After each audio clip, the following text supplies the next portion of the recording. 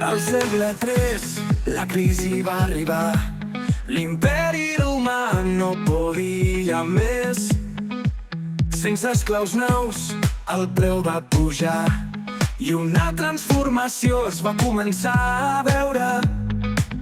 Fronteres obertes als bàrbars que venien, Roma amb deute i inflació.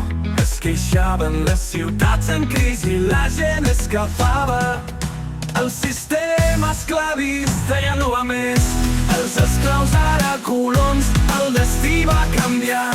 Al voltant de l'any 720 l'ocupació sarraïna va arribar. La història de Catalunya va canviar. Una entitat política va començar a brillar.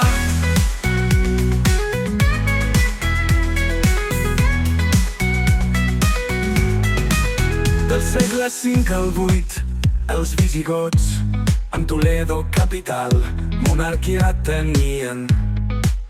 Al camp vivien, eren agricultors, i al segle VI el catolicisme es convertien. Però l'any 711 una invasió del nord d'Àfrica van venir de sobte. Van derrotar els visigots, va ser un gran caos, i la península sencera van ocupar. El sistema esclavista ja no va més. Els esclaus ara colons, el destí va canviar. Al voltant de l'any 720 l'ocupació sarraïna va arribar. La història de Catalunya va canviar.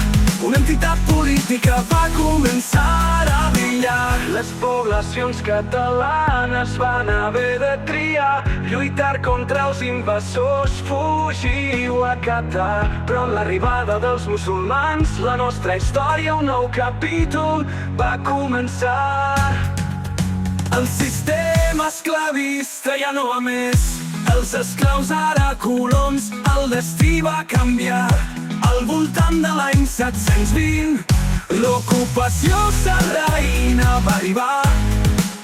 La història de Catalunya va canviar. Una entitat política va començar a brillar.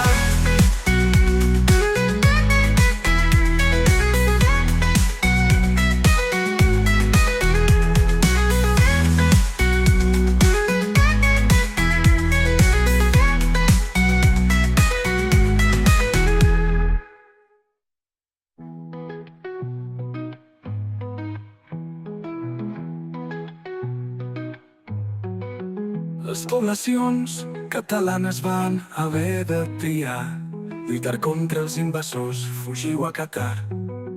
Però amb l'arribada dels musulmans, la nostra història, un nou capítol va començar. El sistema esclavista ja no va més. Els esclaus ara colons, el destí va canviar. Al voltant de l'any 720 l'ocupació sarraïna va arribar. La història de Catalunya va canviar. Una entitat política va començar a brillar.